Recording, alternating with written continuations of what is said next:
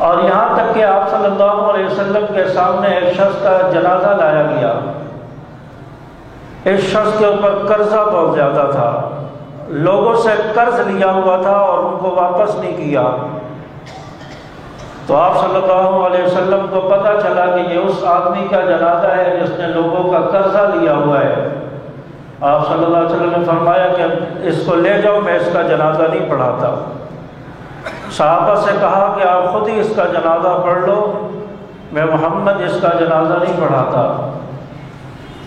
تو آپ صلی اللہ علیہ وسلم کو کتنی فکر ہے، اگر یہ قرضہ لے کر دنیا سے چلا گیا، کل قیامت کے دن اللہ اس کو معاف نہیں فرمائیں گے، اس کی بخشش نہیں فرمائیں گے جب تک لوگوں کا حق ادا نہیں کرے گا۔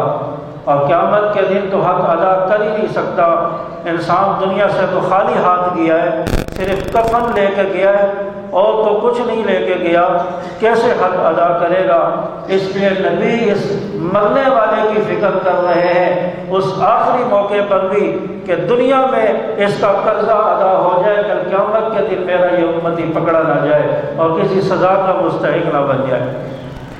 نبی کو اتنی محبت ہے اپنے امتی سے، تو اس سے یہ پتہ بھی چلتا ہے کہ مرنے والے کا جو قرضہ، اگر وہ مقروض ہے، کسی کا قرضہ اس نے دینا ہے، تو جنازے کے موقع پر اعلان کروایا جائے کہ اس مرحوم کے ذمے کسی کا قرضہ تو نہیں ہے، کسی کا قرضہ ہے تو وہ اس کے لواحقین کے ساتھ، رشتہ داروں کے ساتھ رابطہ کرے، اگر ہو سکے تو معاف کر دے، معاف کرنے کا بہت بڑا اجر و ثواب ہے۔